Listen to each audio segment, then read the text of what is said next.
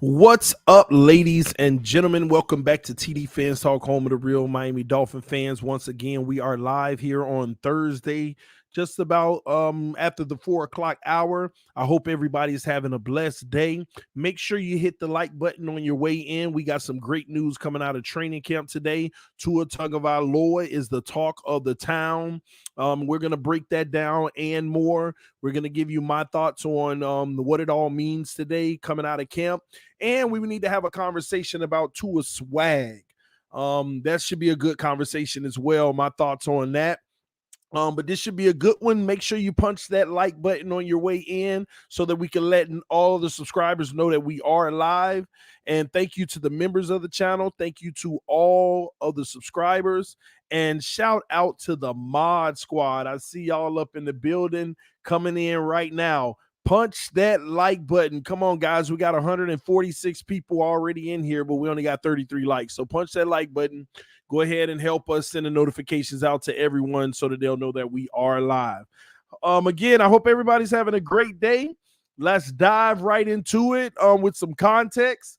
Yesterday, we covered camp from all of the information that came out by the beat writers, and it just wasn't a good day. It was a disappointing moment to be a Dolphin fan because you like to see the offense, play a lot better than they did in practice yesterday. But it was also a great sign that the defense played very well, picking up where they left off last year, even though we didn't have some of our main starters in Ogba, Xavier Howard, and Byron Jones during team sessions. So it was kind of like yesterday, and we talked about it yesterday, especially with our quarterback Tua Tagovailoa. Some days he's gonna have bad days, some days he's gonna have good days, and the moral of the story is we got to have more good days than bad days, and then we got to start stringing them together consistently. Well, ladies and gentlemen, it sounds like he had a good day today. Had another conversation on the phone with somebody who is actually on the field watching practice today. I'm going to give you the inside scoop, the real reality of what happened today, the good, the bad, the ugly, the indifferent, the great, all of that. I'm going to tell y'all what was told to me. It's very interesting. It is very interesting. But again, make sure y'all hit that like button. We got almost 200 people in here, only 53 likes. Let's get these likes to 100 before I get started so that I can go ahead and deliver all the news that I know and the inside information that I know about today in practice as well. God, everyone was hyping up the last pass of the day. I wish they filmed it, man. TD is the man, the myth, the mouth of the South. What's up, Robert? Waddle, man. Yeah, they definitely hyping it up, but we're going to talk about it, man. Flipside Fishing with the donation said, just wanted to show some love. I thank you for the love, man. I'm sending it back, brother. Love you for that, man. And everybody who donates to the channel, I appreciate your love and support, helping us do bigger and better things over here at TD FinStalk and helping us do great things like everybody who donated earlier in the offseason last year. Thanks to you, I was able to go to training camp last year. So anybody who donates, just know that those are the type of things that those donations do go to. So I appreciate it. I always tell y'all, I got 5 kids and now 1 on the way. So it's about to be 6. So I try to keep my personal life money on my family. So y'all really keep this show going. So when I go to training camp and do all of that, y'all help that happen with your donations and your love, especially with gas the way it is now. I'm just saying, just keeping it 1,000. All right, but anywho, let me see. We got our likes up yet. Come on, man. We need 30 more likes. It's crazy. We got over 200 people in here, and we being lazy with the like button. No, we gonna hit that like button. We gonna punch that like button. And to my haters, it's gonna be in the comment section. Stop begging for likes. Do me a favor, unsubscribe and get out of here. Hit the like button. Hit the like button. All right.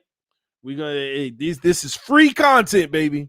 The least we can do is show some love by punching that like button. All right. Get these likes up. And we're going to get started. What's up, Chef Jew? I see you. Charles, the homie Charles Fisher in the house, always sending me the updates. I always read your thread, honestly, Charles. Charles, I always read your thread in order whenever I'm going over these because you send me just about everything that everybody's sending, all right? Somebody said, dang, 6 kids. Hey, man, I'm telling you, man. This is the consequence of having an OnlyFans. But anyway, that's not here nor there. Let me stop, man. Let me stop. I'm crazy sometimes. I understand. I am crazy sometimes. All right, Cease 007, what's up, man? Hey, man, I heard you had my back lately, man. We're going to talk about that later, Cease 007. Thanks for having my back. Man, I'm around here making life decisions. Finsanity got me on the hook. She got me nervous. I'm around here making life decisions with the one chip channel challenge, man. Oh, man. Anyway, did we get the likes? How we got 99 likes? We still can't get 100, huh? That's all right. We're going to get them. We gonna get them. Y'all boys smell that? Those ring. Got a starting 5 and a 6, man. You my peoples. I love you, man. I love you. For sure, for sure. I love you for that.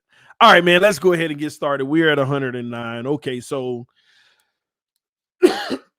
first and foremost, I guess I want to start this out giving the praise that is due, okay? What praise is due?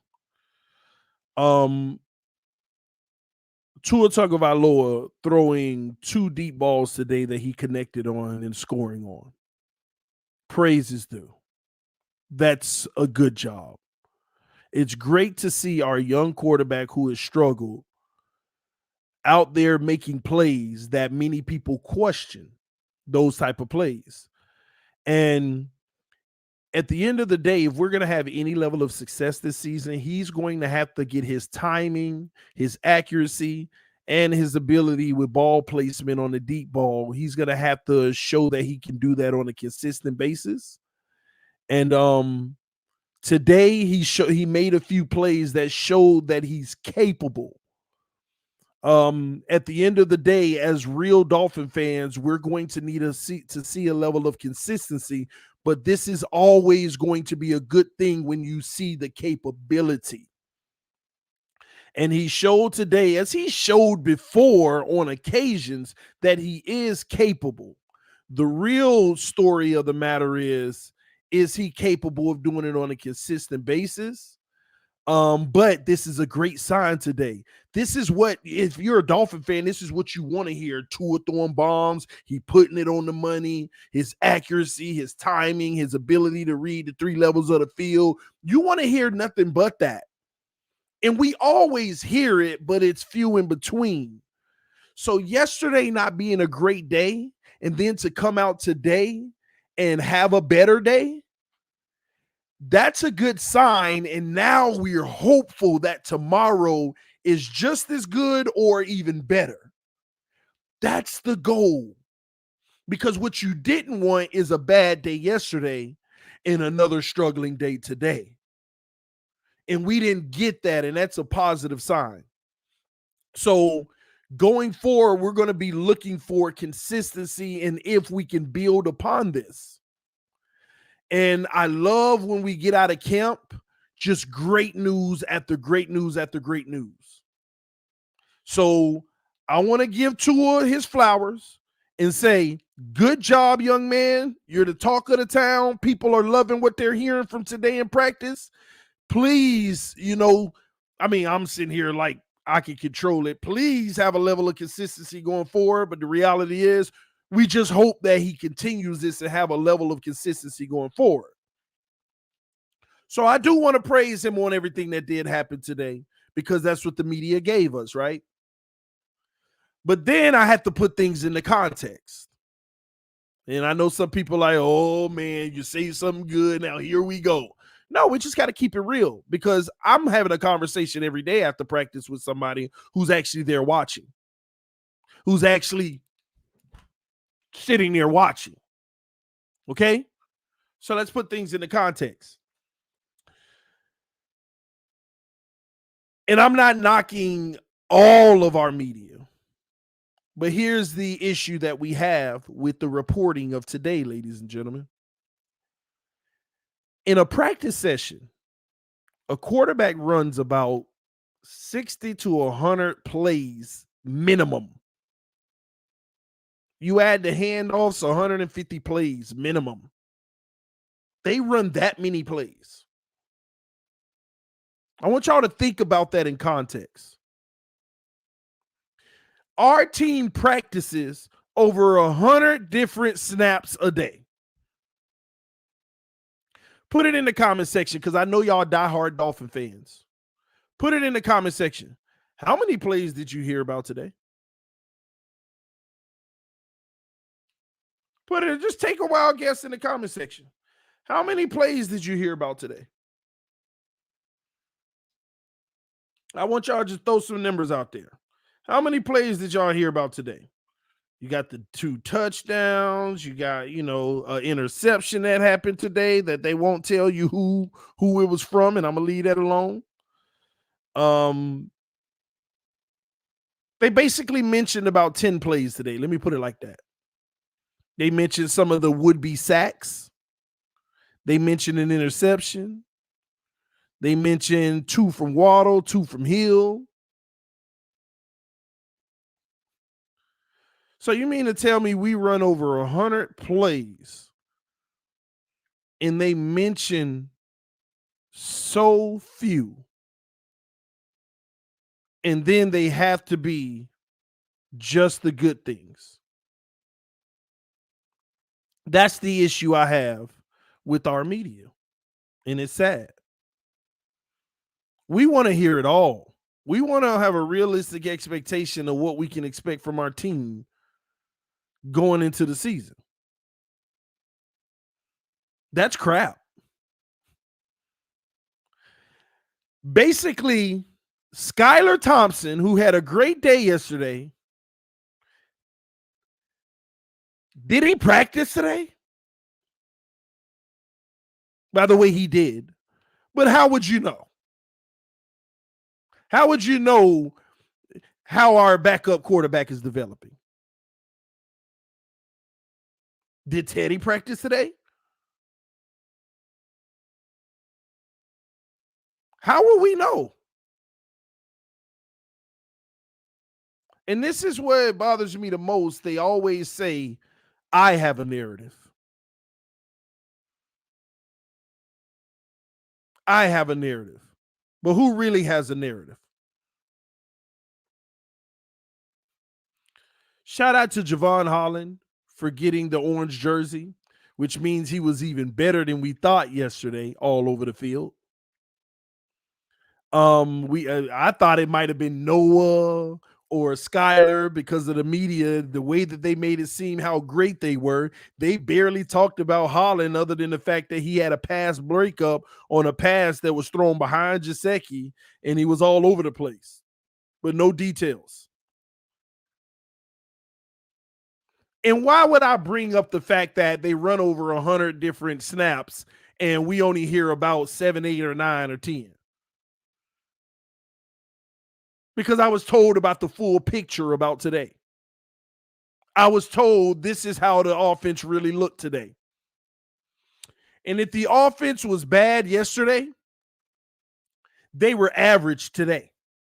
It wasn't good. The offense was not good today, ladies and gentlemen.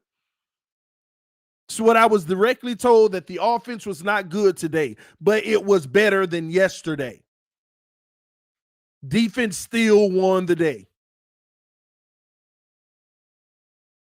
And that concerns me with this new offense because we need to pick it up, man. We need to see, like, we're talking about 2 plays, the deep plays, which we're going to need them, right? And I love it.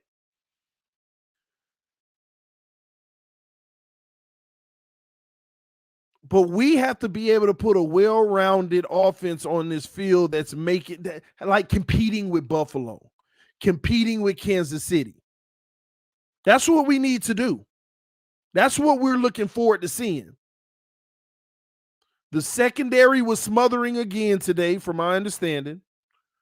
Linebackers had a great day today, and the defensive line picked up where they left off yesterday, dominating.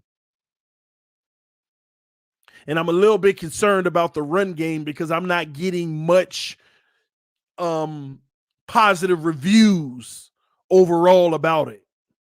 Now, I know some people say, yeah, but when the pads come on, it'll change. I hope so. I hope so.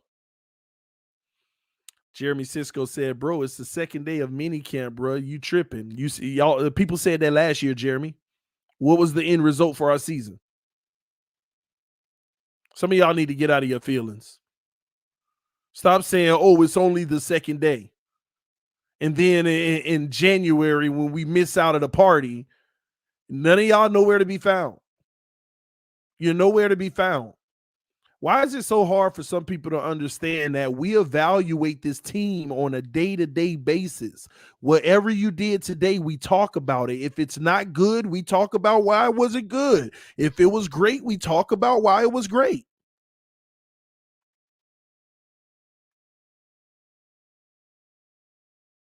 That's what we do.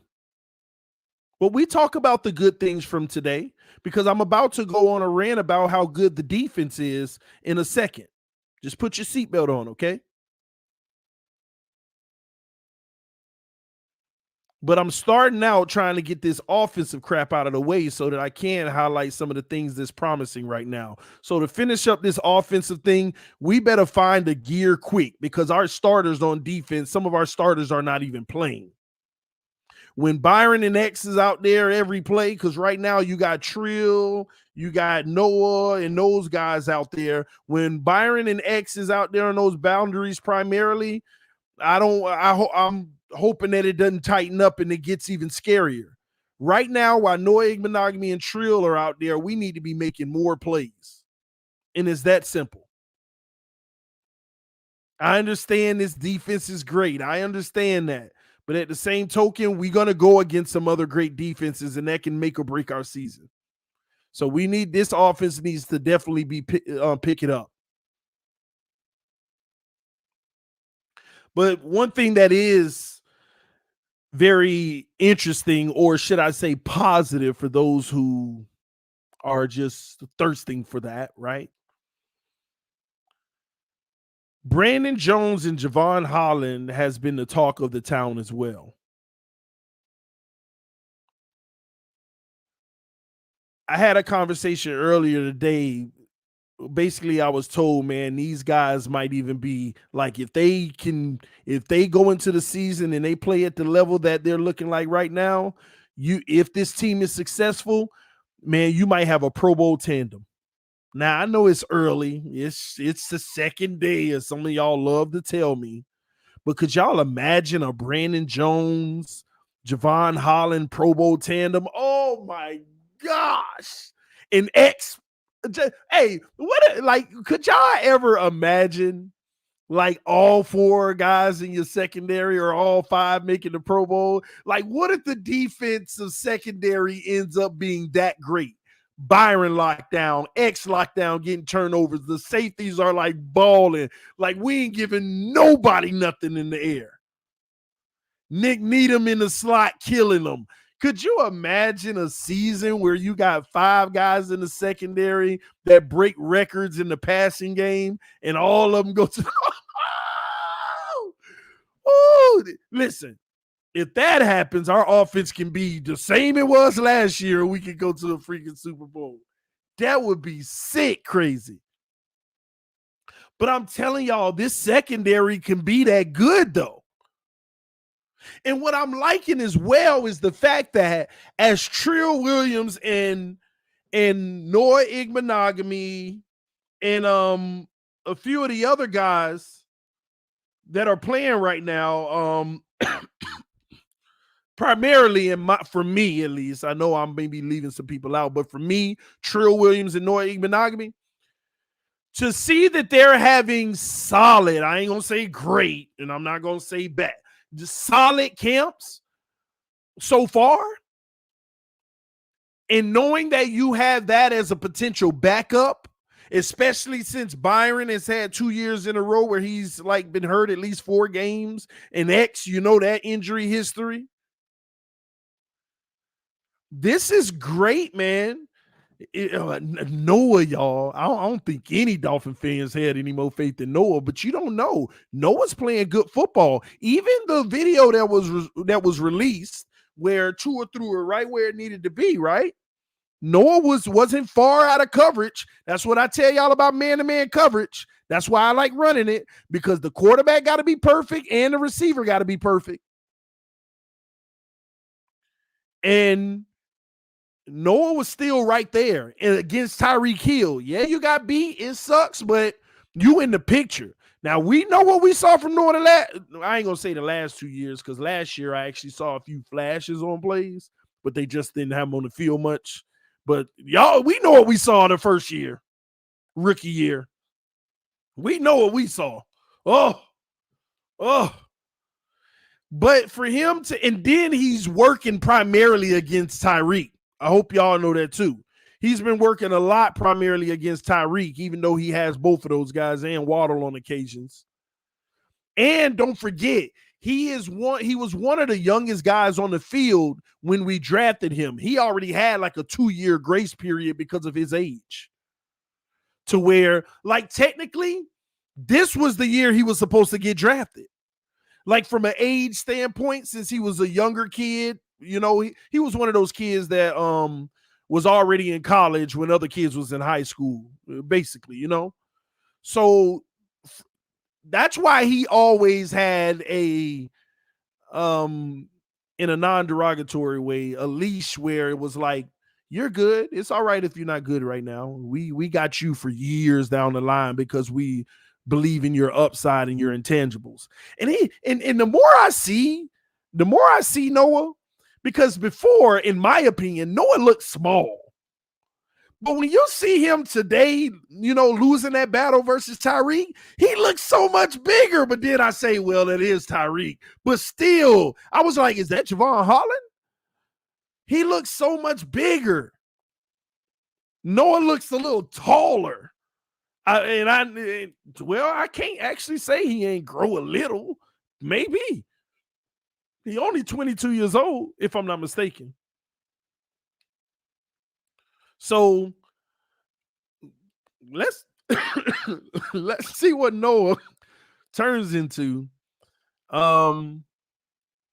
This will be interesting, but this is very good from our secondary, because if something does happen to the two big dogs, then Trill and Noah putting in some good work right now and I believe that they're making the coaching staff feel comfortable about, you know, where they are right now. And that's a really good sign that we need to pay attention to, even if it's for the future. You know, again, after this year, they can get off of Byron's contract if they want. The year after that, they can get off of X's contract if they want. This is how you set up a dynasty. You got to have guys producing, sitting behind the starters that's just waiting to take that spot because they're just as good and getting better. Now, I'm not saying that Noah or Trill are even close to either one of those guys' level, but I love the work that they're able to get in right now since Byron and X aren't 100% working out there. And they're going against some of the best. I mean, you got to play against Waddle and Tyreek all day in practice. If you could just be average against them guys, you're good. If you could be average against those guys, then you're good. And I am here to tell y'all right now, from what I'm being told, both of those guys have at a minimum been average, not poor. They not getting toasted all over the field. Now, don't get me wrong, Tyreek do this to anybody, but it ain't like Tyreek getting 8-foot separation on them, you know, blowing them out the water. So I'm loving the fact that we're hearing this. Travis Wingfield also said the coverage, let me adjust my read here. He said the coverage on the back end looks like it did yesterday. Lockdown. It starts with Holland and Jones directing traffic, playing all over the defense and reacting at lightning speed. Needham was excellent again. Trill Williams grabbed an interception on a nice drive pass breakup from Quincy Wilson. We don't know who threw the interception, like I said earlier. We don't know who threw it. It could have been Teddy, Skyler, Tua. We don't know because they ain't reporting nothing other than the good stuff today. So the defense is all over the place. That's the secondary they were talking about, right? And then hold on, let me read one more for y'all. All right, where did it go?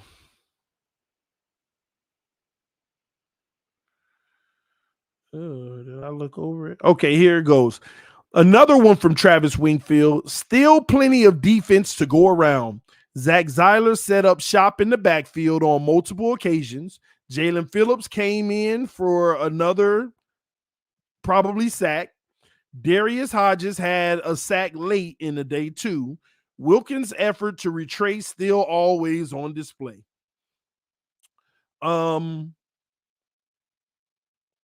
give me a second. I'm trying to find the one with the linebackers because he talked about the linebackers today and they mentioned Tyndall was all over the place. Hold on. He had a here we go. It says Tyndall made some plays, seemed to have his feet and reads right, playing fast and getting downhill against the run for a couple of days. He showed his speed, chasing a wide receiver across the field at one point. Linebackers had a good day in general. Baker, Egwavon, Rowley, and Hodges as well. All right. So let me understand this. The safeties balled out today. The only time Noah got beat was on those few plays that everybody's raving about. Trill Williams had a good day. Outside of Noah getting beat, he had a good day. Linebackers had a great day in the run game and chasing crossing routes. The defensive line picked up where they left off, unstoppable. Over 100 and something snaps. And everybody out here talking about 3 of them. And all the rest of them, the defense on full display. This defense might be number 1 in the NFL this year, ladies and gentlemen. We ain't even got our starting 2 corners practicing the whole practice out there, getting all the reps. This defense might be the number 1 defense. This defense is actually shutting this offense down. And I believe in the weapons we brought in. I believe in the run game. And I'm starting to lean more towards the offense not being great right now because the defense is just taking a whole new step potentially. That's not far-fetched to believe that this because some people were scared that the defense might regress a little. I think this defense might be taking another step even further. We might be looking at something that could end up being historic. Historic, ladies and gentlemen. And we got a lot of offensive firepower teams that we're going to play this year, and we will know. There won't be no question. When you play the Bengals, when you play the Chargers, you play the teams like that, we going to see. Buffalo, we going to see. We are going to see.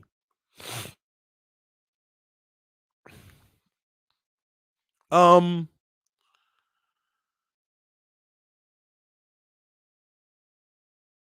defense is in good hands. I think we good, y'all.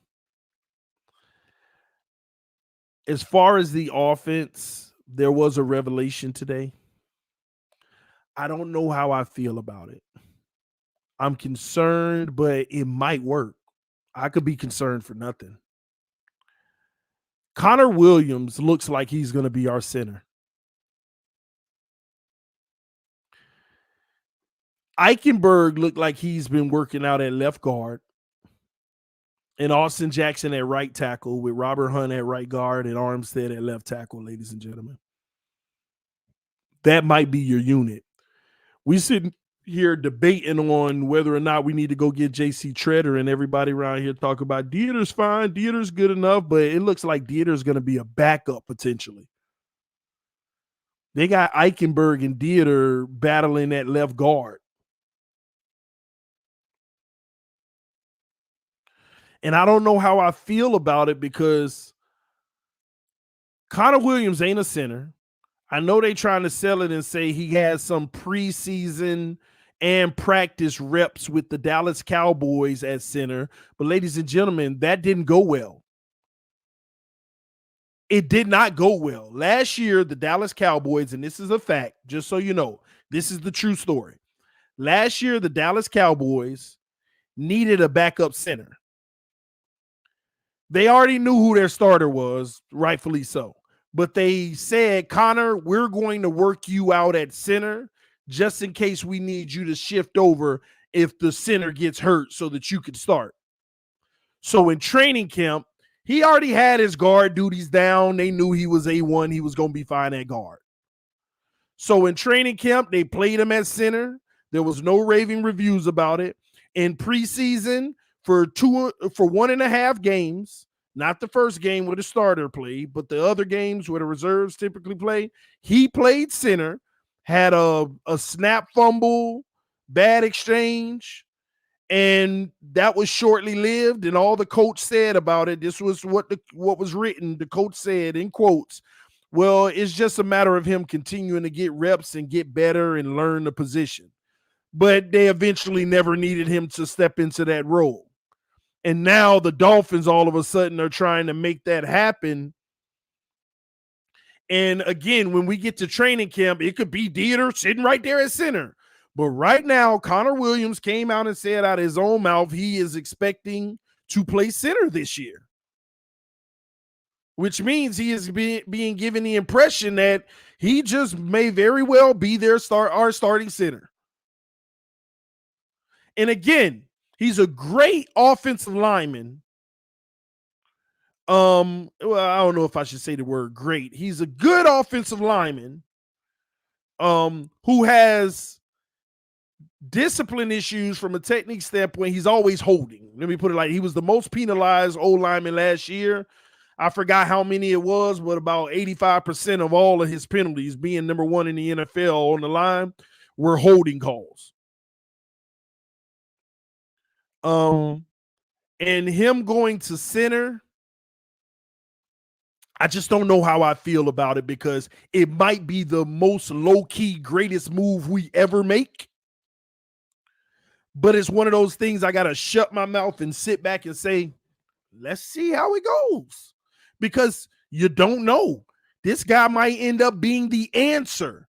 This is all we needed to do, is put him at center. And now it's the right dynamic. I don't know. This is where we have to lean on the minds of the football experts and Mike McDaniel and his staff. They see something there. This is what we're doing. And we trust in it. And we see when the season starts if it's working or not. And then we'll evaluate it. But really in camp, when we get to camp, because another thing,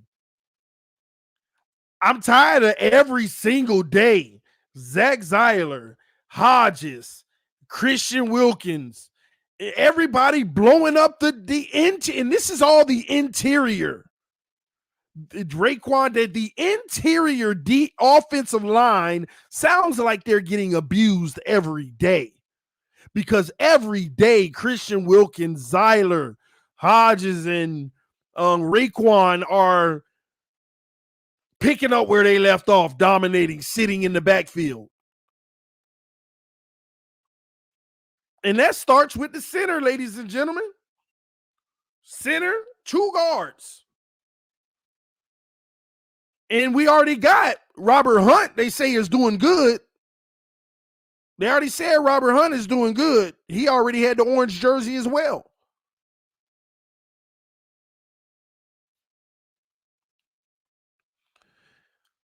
So at the end of the day, this O-line I just hope that by camp, when camp comes around, we get a little bit more of a fort. We go get a little bit more of a fort up front. So that is a concern of mine. But it's also a positive on the defensive side that they blowing it up, man. But there's a lot of defensive lines in this league, ladies and gentlemen. There's a lot of defensive lines in this league that are scary. Front sevens that are scary. And we're going to have to play them. You know another team that got a great front seven, but nobody talks about it? The same team I've been warning y'all about the last few weeks, they have an excellent front seven. Some could argue their front seven is better than ours because their linebacking core is better. We have a good linebacking core, but let's not kid ourselves. We don't have a top 10 linebacking core. Let's just be honest here, ladies and gentlemen. The New York Jets, they have a real deal front seven. Their pass rushers get up and at it, and their linebackers are top in the league. And you don't want a team like that to cause havoc all day, destroying your run, forcing our passing game to beat us when our passing game struggled against the Jets both times we played them last year. And I know this is a new offense, but what does it matter if we're still not giving our quarterback time to throw the ball? And then what makes it worse, the last place you want the pressure coming from a shorter quarterback who struggles with passes over the middle, the last place you want pressure coming from is right up the middle. The last place you want pressure coming from is right up the middle. So I trust the coaching staff on this one, though, that they'll figure it out by the time the regular season starts. But we got to keep an eye on that. At some point, we got to hear O-line had a heck of a day today. And I'm not talking about here's what's going to happen. When Teron Armstead officially is on the field and he's like, these are my reps now, all the kids go play now. It's my time. Just like X and Byron, all the kids go play. It's our time. See, what's going to happen is Armstead going to get over there, and they're going to talk about how dominant he is, if he's dominant when that pass rush comes. They're going to talk about how dominant he is, and they're going to take the focus off of the internal line. Now we got to watch that interior line and the right tackle position, because I don't care what nobody say. Austin Jackson ain't off the hook yet. He ain't off the hook yet. You know why? Where do you think defenses are going to scheme on this O-line now? There's going to be a heavy dose of right tackle and right edge blitzes off of the blind side for Tua now. Because most teams, their scouting is going to say, if there's a weakness on the O-line, let's test the right tackle. And you could also send some pressure up the middle, but there may be anchors around the guard. So the real vocal point for another team is going to be trying to test you on that outside and that right tackle. They're going to overload that side. They're going to put a wide guy and a blitzer coming in. And they're going to force you to make some decisions as a right tackle. So I hope that Austin Jackson is making the improvement that Mike McDaniel is insinuating that he is seeing in coming to be acceptable. But we'll see. Time always tells. But right now, this defense is cooking, and I'm loving what I'm hearing. And right now, the offense is struggling. The run game has me a little concerned. But again, I can't wait till they have a real padded physical practice that'll tell us more. But I love that Tua had a little bit of a bounce back today. But what was told to me on my phone call today is that, remember, there were over 100 snaps, and we're out here talking about 3. But hey, it is what it is. But at the same token, there is still a lot of things that need to be worked on. And let me just say the entire offense, so nobody get in their feelings. But a better day than yesterday. A better day than yesterday. That's all you can ask for. Improvement. But they felt like it was average today. And I want y'all to think about that. If they say the offense was average today, that's what 2 big plays do. If you're having a poor day and then you knock off 2 big touchdowns, they weigh so heavy that now it's average. But outside of that, in a pass from Waddle over the middle that I was told about, it was tough sailing for the offense again today. Tough sailing. And that's why everybody's focused on the few in between things that happen. But I wish we just had a more rounded reporting, because I want to know how Skylar's doing. I want to know how that young kid is developing, because at a minimum, we're going to need a really good backup at some point so that we ain't got to keep paying a guy $6 to $10 million a year to be a backup. How is Teddy doing? Are we going to be able to rely on him to come in and win some games if something happened? We want to know. But we're not getting this reporting. And nobody's talking about Teddy at all, which is crazy. And typically, and you know something is wrong when the only time they talk about him is just to highlight if he did something bad. It wasn't good. But nobody's even mentioning Teddy, which is interesting to me. Hey. But it's all good. What else? Yeah, we got to talk about Tua swag real quick. Let's talk about Tua swag real quick. First of all, I love what he did today. I'm seeing a little bit of a side of him that I wish we saw a lot more, which is swag. For 2 years, it seems like he's been this passive kid in this bubble. You know, you can't talk to people like that. You know what I mean? And he was still a little timid today, but at the same token, speak up. You know, and I love what I heard from him today. I think that will, like, if he can embrace that type of demeanor, I think it will help his play. I know this sounds crazy, right? Like, talk your talk. Sometimes when you talk your talk, you're even that you want to back it up even that more. Like, I gotta back it. You know, talk your talk. I was actually appreciative of his comments today. He seems happier. He seems more confident. And I think his teammates and his coaching staff is giving him that. That's one thing that I am liking. Because at the end of the day, whether you believe a quarterback should need that or not, even if he needs that to be better, then so be it. I know some people, including me, there's a part of me like, you should be a dog regardless of who supports you and who don't. But beggars can't be choosers. Maybe you are a type of person that can get up and get at it and be the best that you can be only if people around you motivate you and, you know, positives all around you. That's fine. Nothing's wrong with that. Nothing's wrong with that. And I'm glad that we're providing that to him because I see a better smile on him. I see a confidence in him. And above all, I see how do I word this? Because it's going to be very important that y'all understand this because it can be a really good thing. It is a really good thing. And I like it because it puts some responsibility on Tua. I feel like he's going to have to be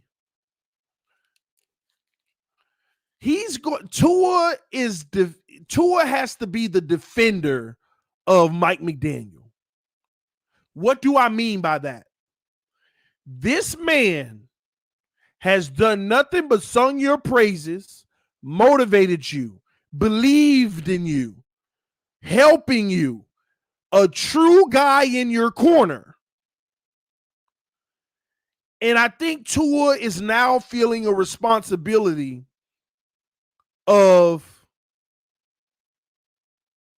I have to get this done for Mike. I can't disappoint this. I cannot disappoint him. I cannot fail. And he stuck his neck out there and believed in me. It was his decision on what he wanted to do at quarterback, and he believes in me. I like that because Tua's playing for something. I don't know what he was playing for the last 2 years. Other than, I'm playing for myself and my family. Everybody does. But y'all know what I mean when you say playing for something. I feel like this is forcing him to play for something, to play for those who believe in him. And now he has a weight on his shoulder that he has to carry, but it's not a heavy weight of negativity. It's a heavy weight of positivity for those who love you, who support you, who believe in you. Will you disappoint them? And that's what we all are waiting to find out. Will he be the guy? How will he do this year? Because he can't afford to disappoint all those people. Y'all got to understand, if Tua don't make it this year and he don't have a good season and basically he gets traded or he's off competing for a starting job or a backup somewhere, there's a lot of people that are like, a lot of people. Y'all got to understand how many people are like, come on, Tua, we need you to be great. And I love it. I need him to be great. I just call it what it is. I mean, he is who he is until he changes that narrative.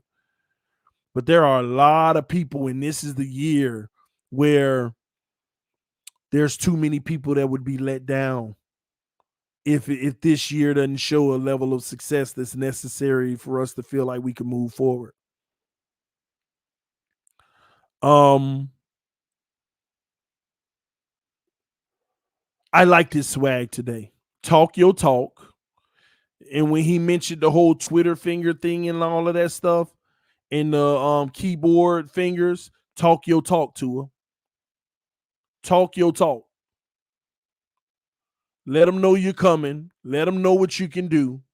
And the truth be told, I truly do believe that Tua don't pay attention to all that mess anymore, at all, because he even referenced in that video, I don't know nothing about it, but he mentioned the lady back there. One of the PR team members said, they're gonna ask me about arm strength and stuff. Well, did you not see that pass? So y'all can write what you want to write or post what you want to post. Your Twitter fingers and keyboard fingers. He was mainly talking about the beat writers and people that are all on social media doubting that he can throw the ball down the field. The truth, here's what's crazy about it. This is why I know he's not even really paying attention to all that mess, is because the narrative is so false. This narrative is a lie. But there's two people to blame for this false narrative: the mainstream media and his cult followers. Let me tell y'all why. Nobody ever said Tua can't throw the ball down the field. The narrative was Tua can't accurately throw the ball down the field on a consistent basis. That has been the narrative from day one when he came into the NFL. It has never changed. The narrative has been he can't throw the ball down the field accurately on a consistent basis. It was never he can't throw the ball down the field past 40 yards. The argument was any pass past 40 yards, he does not consistently throw it with accuracy. What does that mean, ladies and gentlemen? It doesn't mean he can't. It means that he doesn't do it on a consistent basis, and it's not always accurate. So if he throws one for 45 yards and it's on the money, he did. And then when he overthrows one and underthrows one, inconsistent. That is what the narrative always has been. But what happened was this. Since they couldn't prove that to be false, every time he had one, oh, look at the 50-yarder down the field. Oh, where are all the people who say he can't throw down the field? That's how the narrative keeps getting switched. Yesterday, he underthrew, overthrew down the field. Today, He hit it down the field. Same narrative, inconsistent. But what they do every time he does throw down the field, where are all the people who say he can't throw down the field? That was never the narrative. So what does that turn into? It turns into the mainstream media on ESPN and Fox and all of those sports networks that don't know nothing about teams, that hear the general gist of what's out there in the world. They start saying, and everybody knows Tua can't throw downfield. So they start spreading that fake narrative. They start spreading that fake narrative, and then that becomes the narrative. So now he's out there trying to prove something that wasn't even the narrative. So every time he throws something 50 yards and it connects, see, what are y'all talking about? That's not the narrative. It has always been doing it accurately and consistently. And that he has yet to prove, and that's what we are all waiting on. It's like that elementary game, whisper in one person's ear, Tua can't throw the ball down the field accurately on a consistent basis. The next person, Tua can't throw the ball down the field on a consistent basis. The next person, Tua can't throw the ball down the field. The next person, Tua can't throw. What was said? Tua can throw? That's what's happening out here. Y'all out here, y'all got this man proving. That's what kills me, and he feeding into it. Yeah, it's called telephone, the game. Tua's out here proving something that wasn't even the real narrative. And now he's speaking on it in the sense of, did you not see the last one to Tyreek? Looks like it was on the money to me. This is sad. He shouldn't have to be doing that. At the end of the day, the only thing he should be having to do is when the regular season start, when you throw them deep balls, do it on a consistent basis at a rate that everybody else is doing it. And you debunk the whole thing. But right now, the original concern is still valid. Consistent basis. We have never got him to do it on a consistent basis.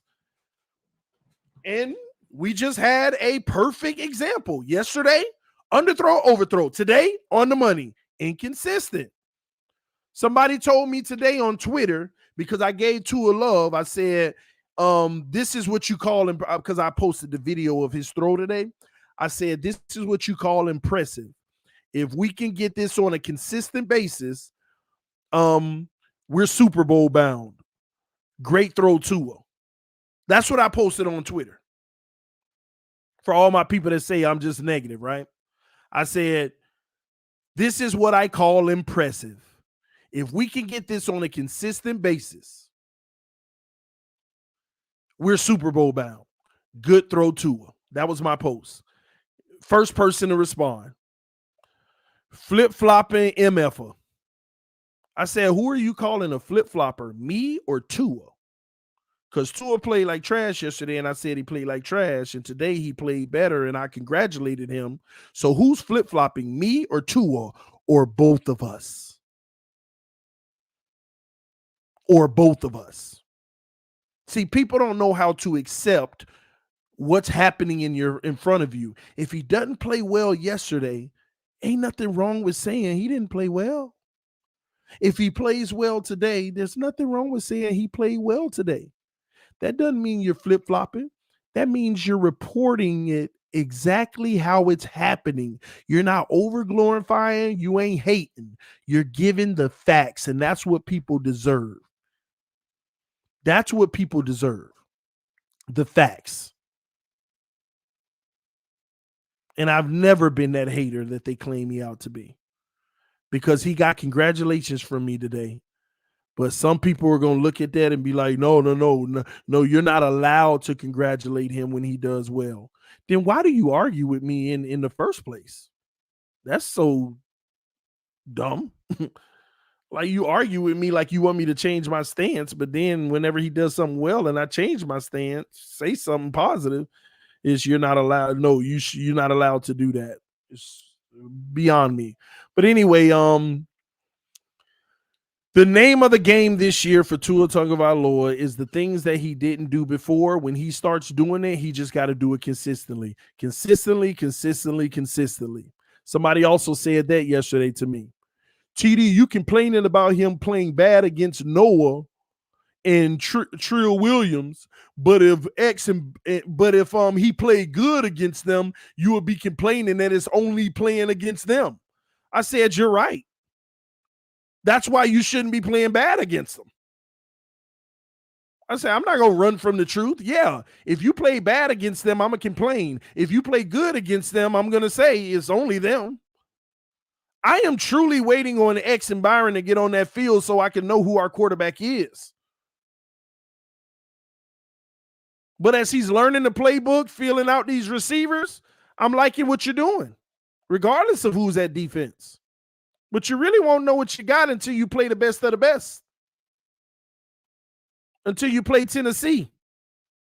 Yeah, before the end of the season, like last year. Before you play Buffalo. Before you play the Patriots 2 games before the end of the season this year. Before you play Green Bay on Christmas Day, you won't know what you got. You just won't. When you on the road versus the Chargers in a hangover, staying on the West Coast.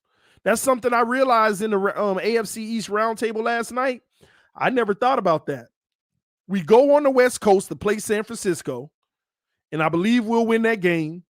But we got to stay on the West Coast and then play a hard team 4 days later or something like that. The Chargers, if I'm not mistaken. Then we got to play the Chargers on the road after staying on the West Coast. And then you got to fly back home, get some rest, and then leave early to go up to Buffalo on the road after that. And in that mix, you got Green Bay somewhere up in there as well. It's a brutal stretch.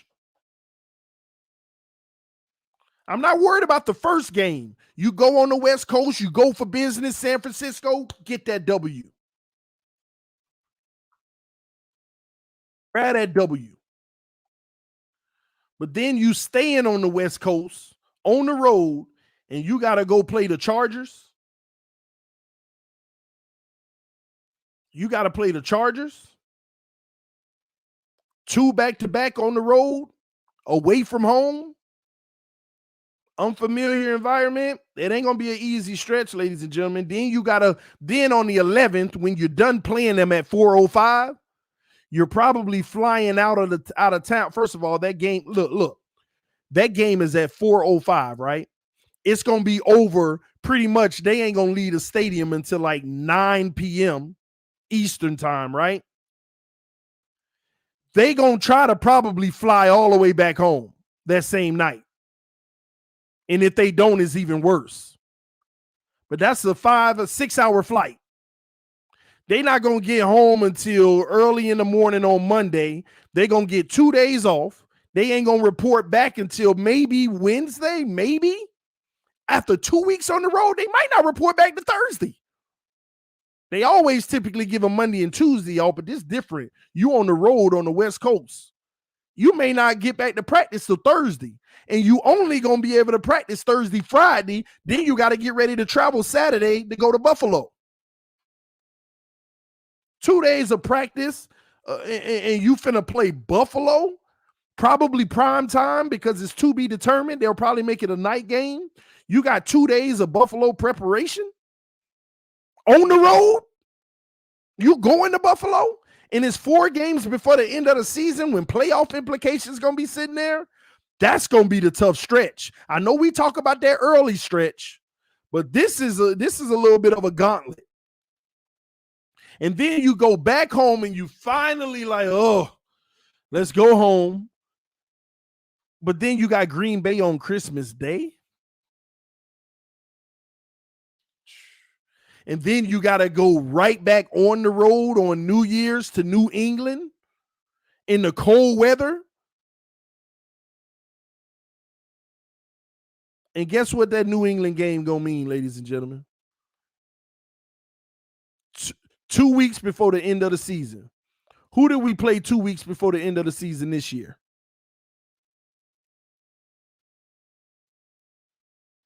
Who did we play this past year 2 weeks before the end of the season? Y'all let me know. It wasn't Buffalo. I'm talking about this year that we just finished. 2 weeks before the end of the season. Who did we end up playing? Tennessee. If I'm not mistaken, it was Tennessee, right? And what was the problem? What did they say the problem was in the Tennessee game? What was the issue in the Tennessee game? Oh, it was cold and a little bit, a little wet. You just go on a San Francisco Chargers Buffalo road trip and play Green Bay on Christmas Day at home. Then you got to go to New England in the cold weather. It don't get colder than January 1st in New England. You got to go to New England on January 1st, and God forbid there's any precipitation.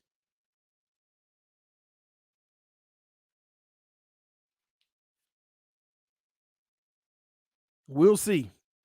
And then you end the season at home versus the Jets, who's going to be trying to play spoiler for anybody going for it on fourth down like they did last year in the last 2 weeks. Did y'all watch some Jets games last year? Going for it on fourth down at will just because oh my gosh. And don't get me wrong, I mean, they had a little success doing it, by the way. But a desperate team that shouldn't be making the playoffs,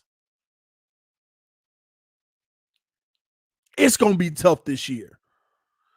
But if we rise above all of this and make the playoffs and get us a playoff victory,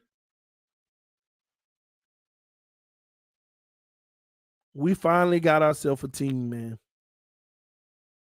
And if Tua could play good football and help lead this team in some of these games, be a major factor, he ain't got to be great. He ain't got to be the difference maker. But if he can play good football, solid, don't turn the ball over as much, and make a few plays here and there, just a little bit more of a clip than last year, then to me, he would definitely be worth a fourth year in this system. That's all. People think Tua got to be elite this year and be very, great. He just got to be good this year. He got to be good. He don't have to be great. He don't got to be he don't have to be great. He don't have to be elite. Just good. Just good. And technically, if he would have made a few more plays from last year and he would have been good. He ain't far away, y'all. He's not far away from that. That's why, man, this has to be the season, and I'm hoping that he can do that. I'm loving the fact that we are at least practicing pushing the ball down the field a lot more, because we're definitely going to need to do that in the regular game, in the regular season. So it's going to be interesting. It's going to be interesting to see what we end up getting this year from so many facets of the team. I want to do something real quick that we're going to start doing, stock up and stock down. Today, Javon Holland and Brandon Jones stock went up. I think that's important for us to recognize that. Another thing I was talking about, because me and Ian was chatting earlier too.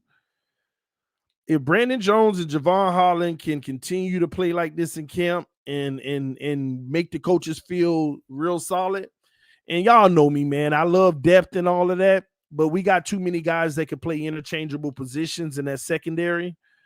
I'm not gonna sit here and knock the fact that what's his name? I keep tripping. Eric Rowe is a $4.3 million cap saving. Eric Rowe is a $4.3 million cap saving. Unless they restructure the deal, I need to go look because every time I get surprised, I'll be like, oh, they must have restructured him. But last I checked, Eric Rowe. In fact, let me check again because I'll be saying that, and next thing you know, oh yeah, they did restructure. I'm tripping. Watch. I'm looking for it now. I bet they restructured it, and I just need to shut up.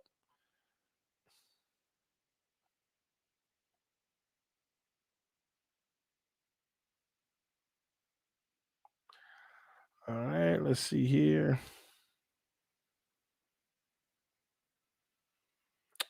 Yeah, yeah. Something happened. Some type of restructure or something definitely happened. I can tell you that now. Because right now, if Eric Rowe gets cut, oh no, it ain't no restructure. He's a dead cap of 500,000. We could save 4.5 million. 4.5 million if he didn't make this roster. There ain't no more guaranteed money. He ain't been restructured. Yeah. He's gonna make $5 million this year. And if they cut him, he only makes 500,000 dead cap. Well, 500,000 is the dead cap. They are not on the hook. They are not on the hook at all. He got a $2 million. And a matter of fact, his base salary is $2.5 million. He gets a $2 million roster bonus if he makes the roster, if he makes the final 53. His 50,000 workout bonus, he pretty much getting that now because he's there now, I'm sure. So yeah, at the end of the day, this team can literally save about $4.5 million on Eric Rowe. Now, don't get me wrong, he's still depth. He's still a good corner with tight ends. He didn't have as great of a season last year, but the year before he was a monster outside of the one game versus Oakland. And I'm saying Oakland. Y'all see that? Las Vegas Raiders or whoever it is now. But yeah, I was just thinking about that because, like I say, y'all know me. And it could be a potential trade potential. Because all the little chatters back door and stuff that a lot of us in the community are hearing. And I'm gonna tell y'all now, there's been chatter in back communities. You got people like Eric Rowe mentioned in it, Christian Wilkins mentioned in chatters. Again, I'm still waiting on them to give Christian Wilkins his contract. You picked up the 5th-year option. You want to do a deal before the season start. That's the ideal thing to do so that you could spread out the new money. But let's see if they give him the money. This will be very interesting. I am waiting to see what they do with Christian Wilkins. I am so waiting to see what they do with Christian Wilkins. This will be very interesting. Especially when you give Jerome Baker that kind of money. I got to see how this works out. Some tell me they'll get a deal done, but I'm telling you, I think that they're also dangling him and saying, hey, if we can get a great offer from draft compensation, we're willing to move him. Because what y'all not paying attention to is Zyler. This guy is just balling. The waiting game is part of contract negotiations. Yeah, I agree. It definitely is. It definitely is. You wait it out as long as you can, but sometimes the longer a team waits, the worse it is for them. And vice versa. And right now, you picked up his 5th-year option. And you got to decide if you're going to do a long-term deal or now, because the faster you set up a deal, the better it is for the way you can structure the contract. Because if you wait to the 5th year to do his new deal, then you just missed out on a whole year that you could have spread it out. You missed out on a full year. So, like I said, vice versa, it could be good and bad for both sides, but this is going to be interesting. I want to see them pay him, and I want to see how much they pay him. Because after that, you still got to deal with Gesicki next year. What you going to do? Franchise tag again? And then after that, you got to be asking questions about All those first round draft picks now. Now all of them got to start getting paid. Tua need his money. If Austin Jackson work out this year, he need his money. If Noah starts to be that guy coming into the fold, he gonna need a little something. And we'll see how it works, man. But at some point, you're gonna get to a stage where you can't pay everybody. The problem with this team is we got too many players that are making pennies. And eventually, if this team is great, like imagine winning a Super Bowl. Oh, we going to be in hot mess, but we got the Super Bowl. I could care less about the hot mess. Trade a Super Bowl for anything. Give me a Super Bowl now. If you give me a Super Bowl now and the requirement is being trashed for 10 years, give me my Super Bowl. Do I want it that way? No, but give me my Super Bowl. But if you win a Super Bowl, here's where the issue comes. Guys like Van Ginkel going to be worth more.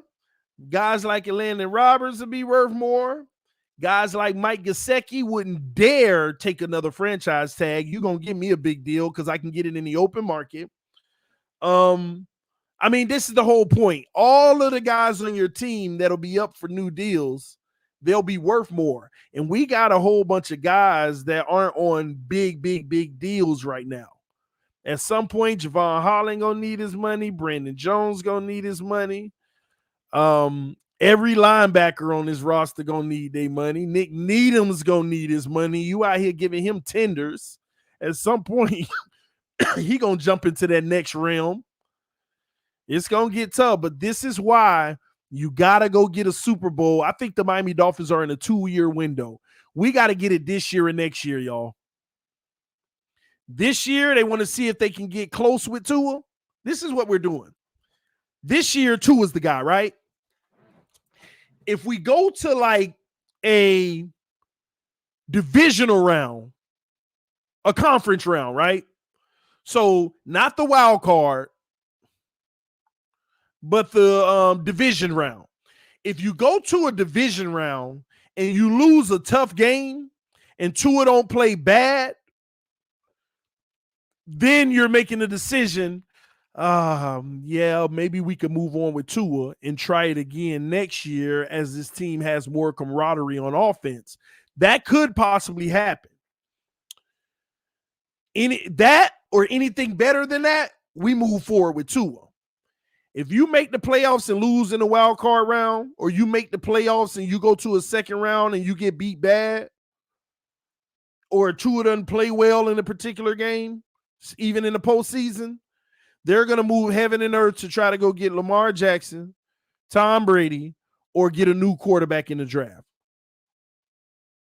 Because with this amount of talent, how can this team get that much better, y'all? How can you get that much better? Some people you're going to have to pay next year, and then on top of paying them, on top of paying those people, you already going to have a hard time being able to pay your first round picks from next year. And when you bring your first round picks in, you're probably going to have to move on from certain people like maybe Byron Jones. But is his replacement going to even live up to who he is? You hope so, but now you're supplementing.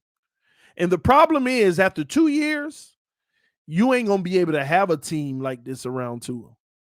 So you got to win in these 2 years and live off of that glory for a while and compete every year, or you got to go get you a guaranteed quarterback the year after that to take this team to the promised land, hopefully. It's that simple. So at least in this situation, everybody gets their fair opportunity. Tua's getting a fair opportunity this year. They also at least set him up for success this year. And if it doesn't work, the fans still get an opportunity next year by making a big move at the quarterback position, whether it be Brady, Lamar, or a better talent first round pick potentially, right? You never know with these young guys. So this is a good plan, especially with all the plans that we botched in the last 2 years. This is a good plan. Give Tua a fair opportunity, fair shot to be the guy. And if it doesn't work, we have a contingency and multiple contingencies. You know, you got multiple scenarios in your contingency. So we'll see. Also, we're rooting against the San Francisco 49ers because we have one of their picks. So we're definitely rooting against them. Last year, that didn't work out good at all. We thought we'd be in the teens, and they snuck in the playoffs. They barely got in, and then they had the nerve to go all the way to the NFC Championship. So that didn't work in our favor. But it turned into Tyreek. That pick was the bedrock for Tyreek Hill. So we're hoping San Francisco just struggles this year. The only issue I have with San Francisco is I don't know if their schedule is too rough. Matter of fact, I'll look it up right now, and then I got to get out of here. And I will be streaming that game tonight. So y'all come hang out with me for the Eastern Conference Finals in the NBA. I'm going to be hanging out and streaming that game. At least that's the plan as of right now. But real quick, a quick thought of San Francisco. They beat the Chicago Bears 1-0. They beat Seattle 2-0. They lose to Denver, that's 2-1. They lose to the Rams 2-2. They beat Carolina, that's 3-2. They beat Atlanta, that's 4-2. They lose to the Chiefs, that's 4-3. They lose to the Rams, that's 4-4. They lose to the Chargers, 4-5. They lose to the Cardinals, 4-6. They beat the Saints, that's 5-6. They lose to the Dolphins, that's 5-7. They lose to the Bucks, that's 5-8. They beat Seattle again, that's 6-8. They beat Washington 7-8. They lose to the Raiders. That's 7-9. They lose to the Cardinals again. That's 7-10. 7-10 will get us. I don't know. I don't know where that'll have us. I can tell you now. 7-9 record last year will get you a draft pick of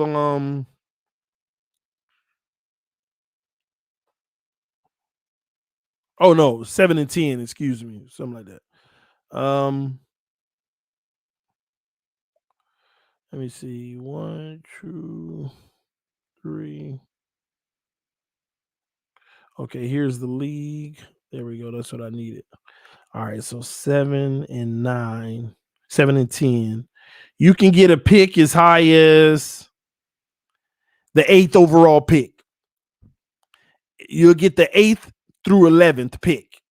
7-10 last year was Washington, Seattle, Denver, Atlanta. They picked 7th, 8th, 9th, and 10th. No, 8, 9, 10, 11. Excuse me. So that's about an 8 through 11 pick. That's a good draft pick.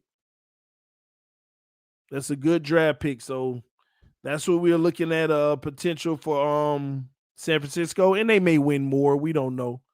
But anyway, man, that's what I got for y'all today. Better than yesterday from the offense. I love Tua swag. Keep it up. Let's keep working hard. Let's keep on making strides and becoming a better team.